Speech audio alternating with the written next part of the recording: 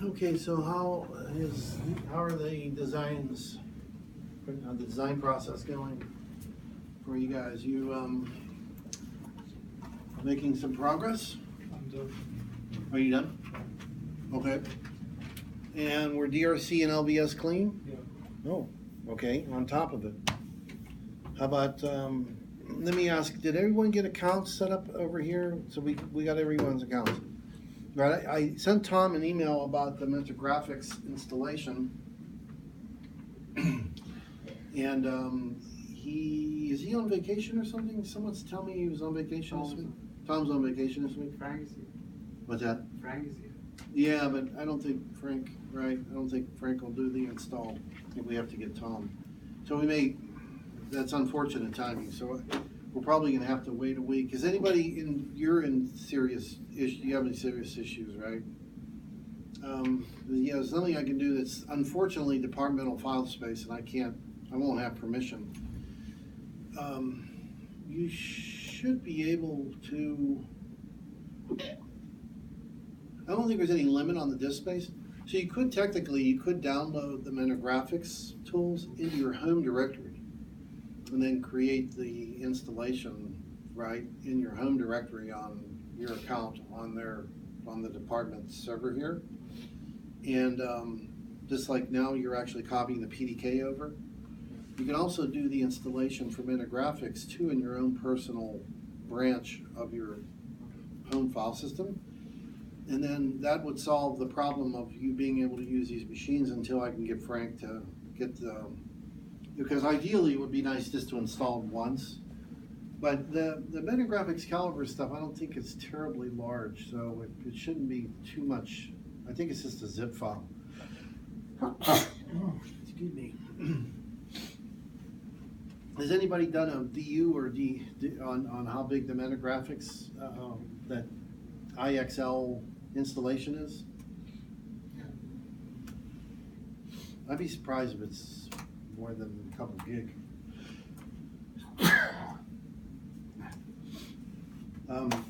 Okay. So what else are we going to do in terms of standard cell library development? The next piece, I just want you to do one more cell. Let's see. The Mentor Graphics exe file is 900 MB, 970. So it's about a gig, right? So you can easily install it in here, and that's the only thing you need to get running over here because he's got all the tools installed. You know, and you have to copy the PDK over anyways, right? So the only thing you don't have that you need, of course, is DRC and LBS, and then eventually we'll need text. I think we're going to use, I'm not going to have you do any simulation, although that's always a good exercise. Because technically, ELC is going to do it for you. And you really don't need to know a whole lot about Spectre to do this class, because for the most part, we're going to be working at the higher levels, and you won't have to do any like analog mixed signal design or anything of that nature. Just try to get something here where that light is in mine. So we covered. So is everyone clear on how to create schematic and then create a symbol? Okay. So we're all good there? Yes? Okay. So if you look, so one of the things just to get you prepped for the ELC stuff, which is going to be next.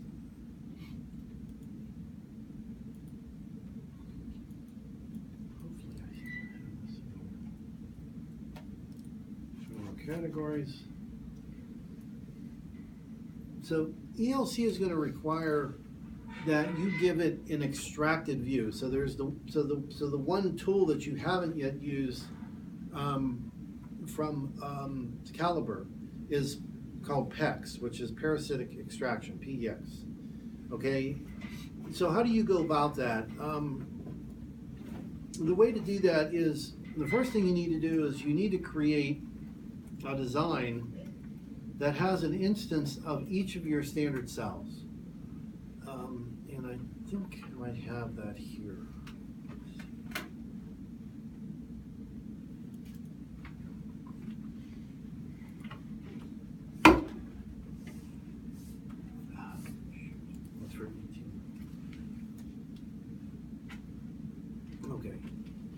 Did I leave this stuff for you guys? Or no?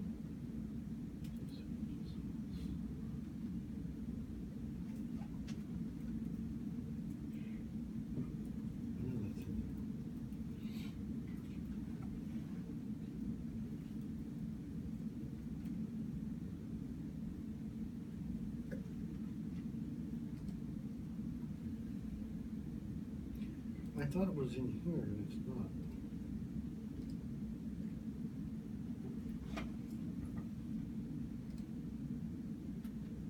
Surprise, surprise.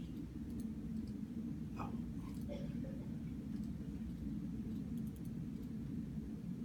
Staring right at me. So I'm going blind. I was looking in the wrong. It's not ET, it's just VLSI. Right. So this is phase 2 of the standard cell design. So again, we're trying to do 2 things, okay? So what do we need? We're prepping for synthesis, and we need some data, right? Because synthesis won't work without having a standard cell library and a VHDL file, of course. But we need a standard cell library, and we need more than just a standard cell library. We need, so what is a standard cell library as far as ET is concerned? It's actually two components, right? So in terms of the design flow,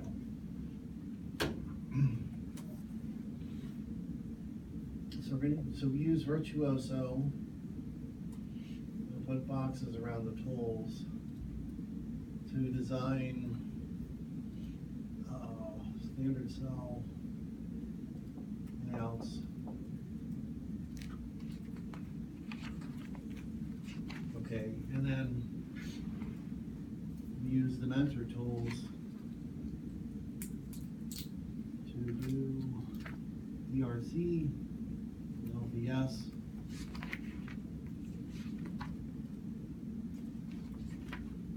And then we use standard cell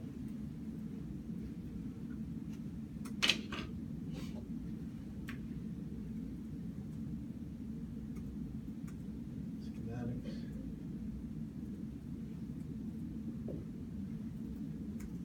Okay, and this is technically Composer. This is the tool that's actually used for this. LBS.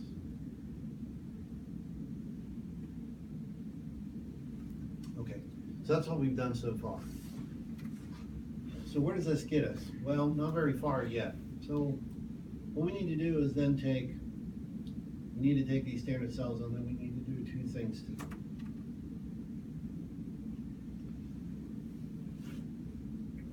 On this side, we're going to run what's called abstract generator.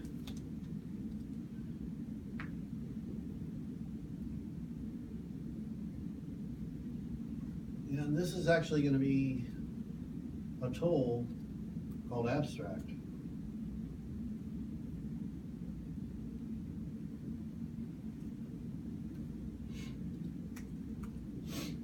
And so try running it from your, if you got your path set up right, you should be able to bring it up. This part of the process is the easy part.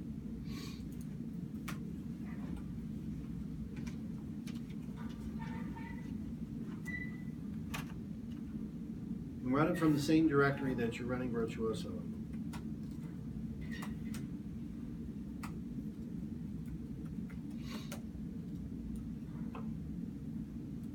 Okay, that's the window, yes? Everyone get it? Yeah. Okay.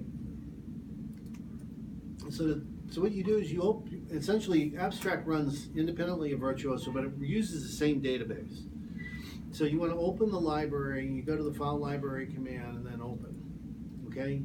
And then what you should see, if you ran this from the directory where you run Virtuoso, it'll read the cds.lib file, right? Which has a pointer to this library, standard cells that you created. And in our case, I'm just going to choose the one that we built the chip in. Where can we do that again? What's that? What's that? Can we do that again? Yeah, you can run this anytime you want. Yeah. Yeah, file then what? Huh? After file? Oh, library and then open. Library, open, okay. Find library open. Yeah. Yeah, and then pick the library standard cells, my standard cells, whatever you guys call it. Where the PDK that I gave you Okay. right now, which has a couple of your own cells, presumably. So if you're creating these cells in a separate library, you'll need eventually to copy them over to the standard cell. Everything needs to be together. Okay. There. Cell. Okay, don't worry about that. What you should see, there may be an abstract. I probably didn't give it to you, but essentially what you're going to see is a set of categories over here, and you'll want to create these categories. You can move cells in and out of these categories, okay? And this is important because you don't want to generate, for you guys, I think you won't have any issues here because I have a lot of cells that I don't want included. For example, there are a bunch of macros. This is what you guys are going to build eventually, or some of these macros. You don't have any yet, right? So you don't have anything under block, or probably, I mean, it's the only thing that you have at this point. If you click on the core, you just have a standard cell. Corner block, I think.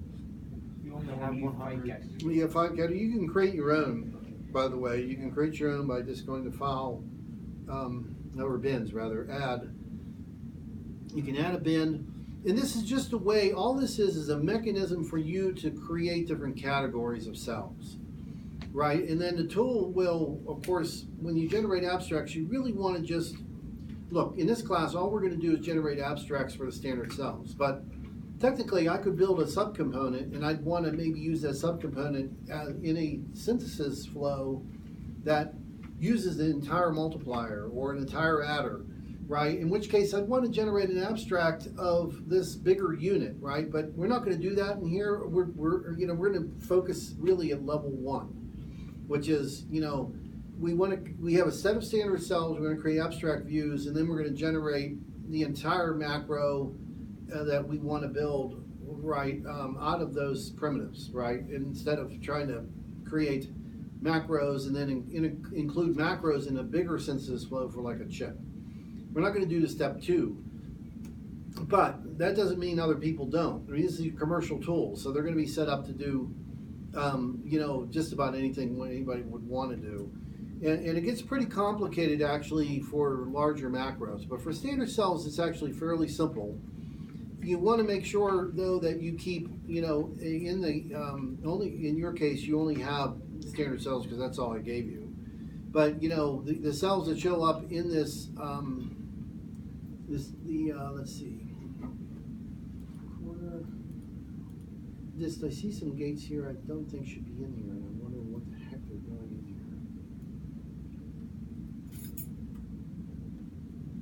here. Yeah, you can see that I haven't run ARB. Let's see if I can whittle this down. You can move cells in and out. You can move, distribute, you can delete. All these menu options really, most of them are actually about moving cells in and out of these various bins.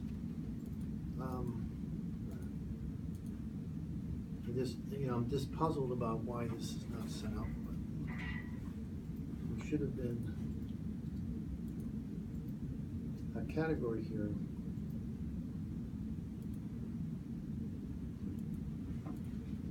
It's just a little bizarre.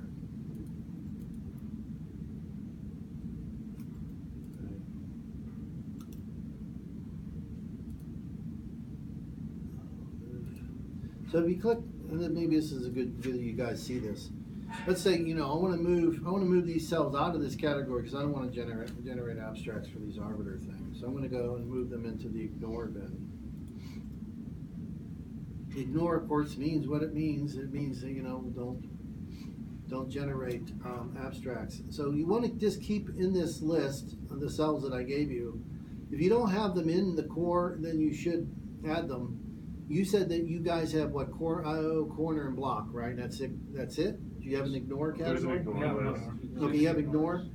Right, I guess your ignore is probably gonna be empty. Right now, I have 7 series. I have 7 series. what, you have stuff in the ignore? Yeah. That's correct, that's what should be ignored. I don't know how it knew that. But, so click on the core. Are there really 100 cells exactly? Interesting. Okay. Yeah, it's not dangerous, you know, if you generate abstracts for cells that you don't end up using, then we'll need to take them out. But, you know, what you want to see in the category for core are, you know, the gates ands, the AOIs, the buffers. It's like this cal pulse. I don't know how these got in here, but I'm going to take them all out. So I keep right clicking, hoping that a right menu pops up. More. And then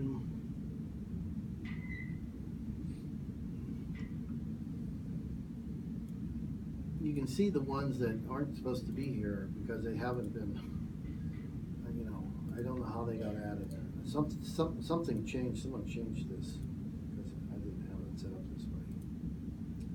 So I'll move. More.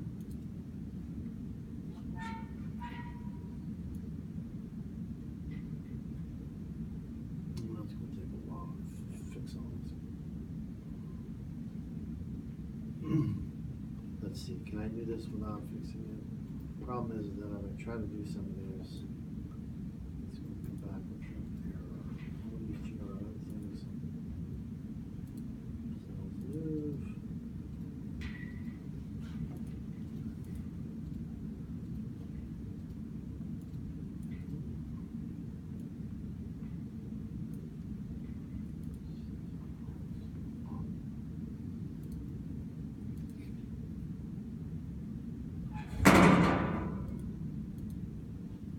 Sorry, I should have checked this before class. This was right. Research, I don't know what that is. Keep checking on this.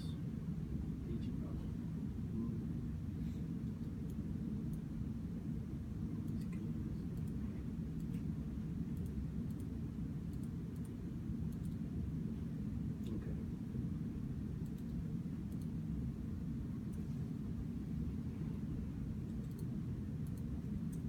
All right, I think this gets it close to what you guys should have.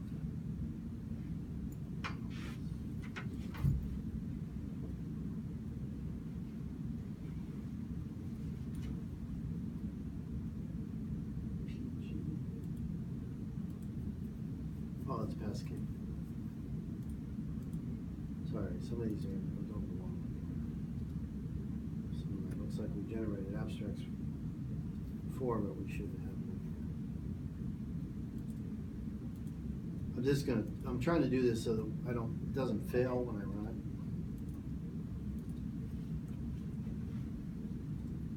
I mean, it's pretty robust. It will generate abstracts for just about anything. Okay, let's give this a go and see what happens. So there are 4 steps to the abstract process, and you know, we can talk about these, I guess. Let's just see how this goes.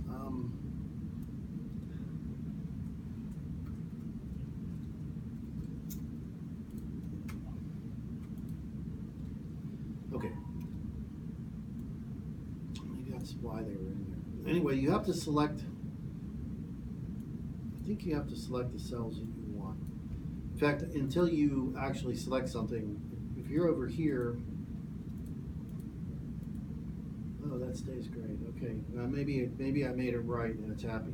But these are the 4 steps. 3 of them are critical. So the first 3 you have to get, they have to be, you know, you have to succeed on. The first one is pins. So what's it going to do? So it's going to generate, so as I mentioned up here, a view. So we start out with this layout, let's say for, you know, this inverter cell. And then the layout is, of course, you know, fully populated with devices, transistors, it has pins, and it's what's considered basically a heavyweight object. And the abstract's actually going to extract from this just the basic components that are needed for the place and route tool to work. And it's the obvious things, right? It's going to be these contacts. So these are the pins. So the pin step is actually going to go through the cells and identify the pins and, do some sanity checks. And then let's do the pin step first and see what happens.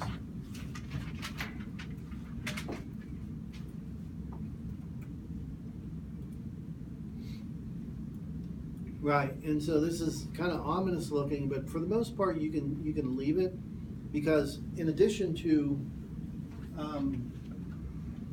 in and outs, right, you're also going to have power and ground pins, and these guys are going to have a default name of VDD and ground. Bang. Remember, we're using the inherited connections. So a lot of this is really just string matching. So this.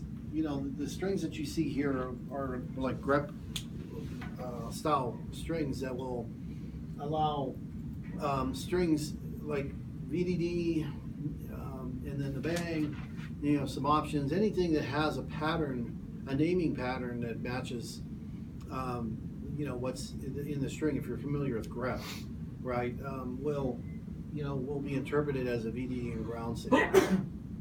So why is that important? Well, it is whenever you create the output file. It needs to know or be able to identify in the abstract the components of the design, right? And the basic components of the design are obviously going to be the size, the bounding rectangle, the pin names, the VDD and ground names are really basic. So if I run this, it should succeed. Oh, so it only does the one cell. Interesting. Okay, so you do have to, I just forget some of the details. You have to select all the cells that you want to run pins on. And then hit the go button. I mean, there are some parts of this automation that are very nice and very sophisticated. Abstract view is one of them. It can be a real pain if you're trying to do something like a macro, but for standard cells, it's pretty friendly. Then another really cool component that we're going to get to fairly soon is ELC, and it really is kind of magical because it does spectral level simulations and exhaustively tests each of the cells and to create the second branch of this tree here that we'll talk about in a minute. Okay, and then if everything worked right, you should get a bunch of green checks here under the pins category. That it was able to correctly go through and identify all the VDD, ground, and then IO pins. All right, so what's phase 2? Phase 2, so I got all my cells still selected. It's the abstract? No, it's the extract. Right, and this is where it needs to, so what it's going to do is it's going to create a skeleton, right, on the cell, and it needs to be told. Again, for standard cells, it's pretty straightforward that the metal rails are in metal 1, right? The pins actually are labeled with specific contacts or vias, and so this is really just a mapping between, what you're, it's going to extract. What's it going to do? It's going to extract all the geometries. And it needs to understand them all, but it's actually only going to create, when it creates the abstract view, it's only going to create a skeleton.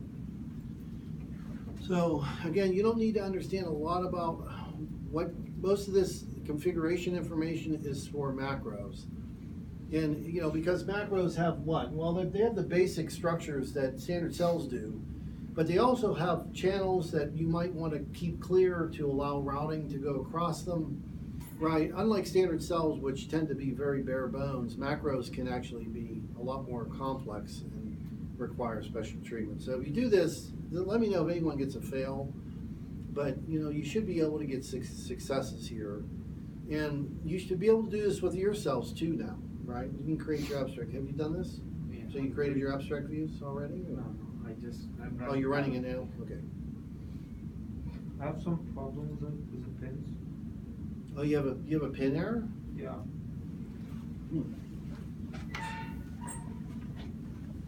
On my library or on yourselves? Yeah, I'll take those out. Yeah, so if you guys have anything that, for some reason or other, I didn't see it in some menus.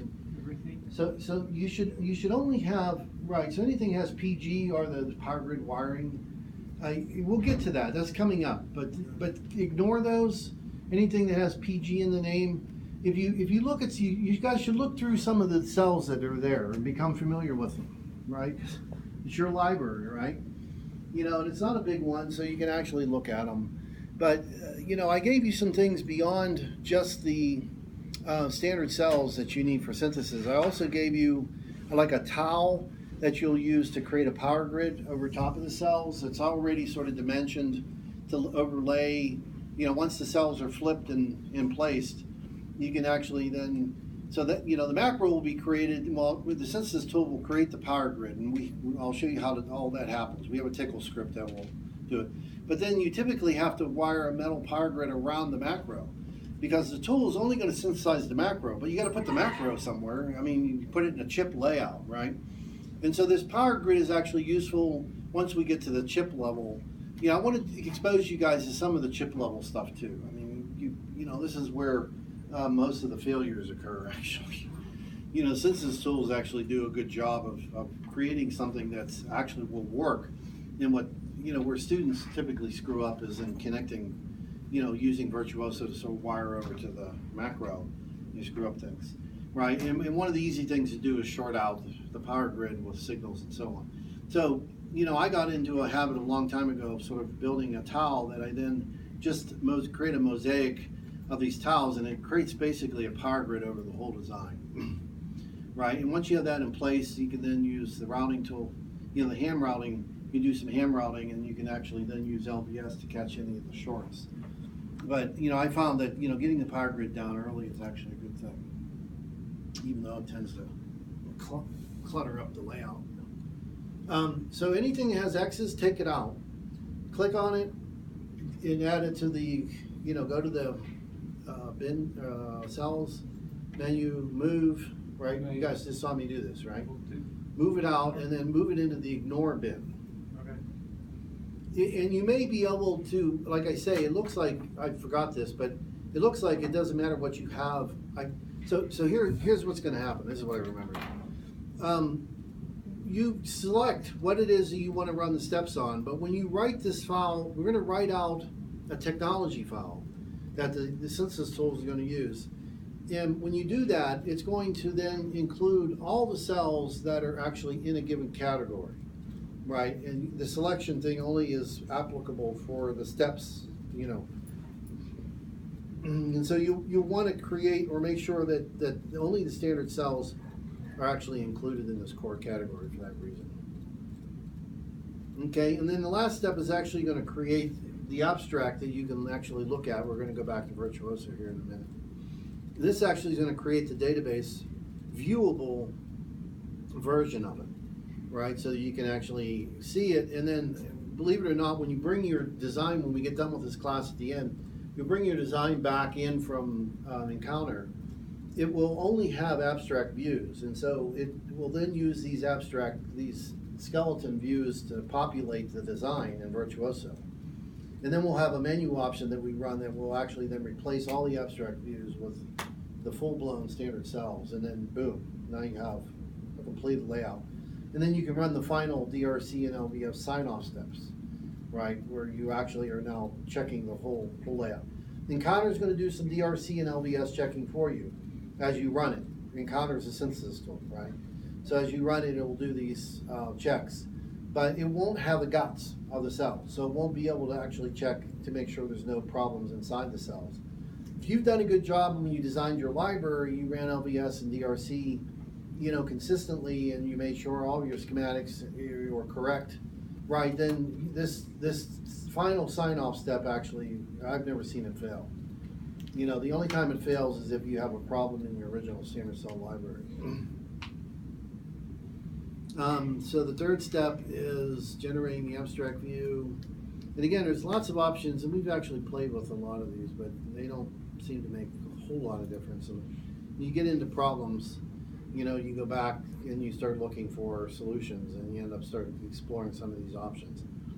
And we had more time, and I had more knowledge about how this tool actually works, I'd be able to help you. But I don't have a lot of experience doing anything but standard cells with this tool, but I know it's actually a very sophisticated tool. But if everything is working, you should actually get green checks across the board. Everything should be happy. Can you click on that abstract option again? What, the third one here? Yeah. I do not have those nets identified. Power rail, width, offset, shape. You mean in terms of the options? No, yeah. So Oh, there's VDD and ground? Yeah. Yeah. They're not Um, there automatically. Then you'll need to add them. So this may be something that we did have. There was I remember there being very little that we needed to do. But there were a few things, and now that you mentioned it, this was one of them. So you'll have to plug these in. And it will save this configuration information to a .abstract file, so that when you run it again, it'll have this stuff filled out for you.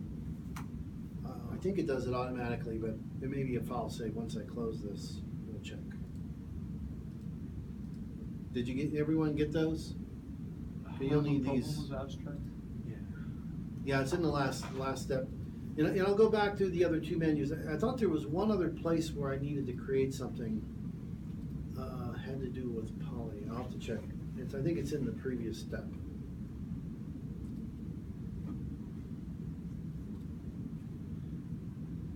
Everyone got that? No. Okay, we'll keep going. Median ground, above it.